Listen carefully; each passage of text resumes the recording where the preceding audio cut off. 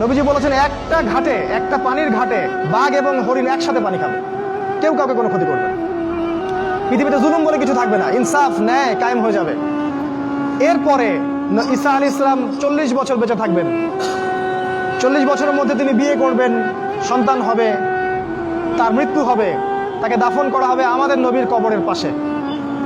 এবং তিনি যখন ইন্তেকাল করবেন তারপরের মানুষগুলা আরো জঘন্যভাবে খারাপ হওয়া শুরু করবে, এর রাস্তায় দাঁড়িয়ে জেনা করবে।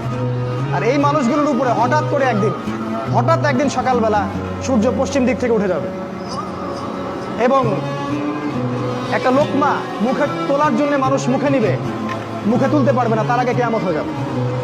পানি খাওয়ার গ্লাস উঠাবে, পানি পান করার আগেই কিয়ামত হয়ে যাবে। দুজন ব্যবসায়ী কাপড় এক্সচেঞ্জ করবে, একজন বিক্রি করবে, একজন দেখবে, এই দেখতে দেখতে কিয়ামত হয়ে যাবে। একদম মুহূর্তের মধ্যে একদিন কিয়ামত হয়ে যাবে ওই মানুষগুলোর সামনে। এগুলোর সামনে হতে যাচ্ছে, আমাদের হাতে বেশি সময় নাই কথাগুলো বলার, এই কারণ হচ্ছে সময় কম।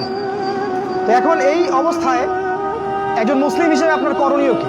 আমি কয়েকটা পয়েন্ট আপনাকে বলতে পারি 5 মিনিটের মধ্যে। এই কয়েকটা পয়েন্ট যদি আপনি একটু মেনে চলেন, ইনশাআল্লাহ আপনিও শেষ জামানায় সফল হবেন ইনশাআল্লাহ। যদিও বা এই জামানায় সফল হওয়া খুব কঠিন, খুবই কঠিন। নবীজি বলেছেন ঈমান ধরে রাখা এত কঠিন হবে যেমন হাতে আগুন ধরে রাখা কঠিন হয়। হাতে আগুন ধরে রাখা কি কঠিন? দেখেন, আমরা যারা ইসলাম ফলো করছি, আমাদের ইসলাম পালন করতে যদি এরকম কষ্ট না হয়, বুঝতে হবে আপনি সেই প্রকৃত ঈমান ধারণ করে নাই, যে ঈমান ধারণ করলে হাতে আগুন আপনি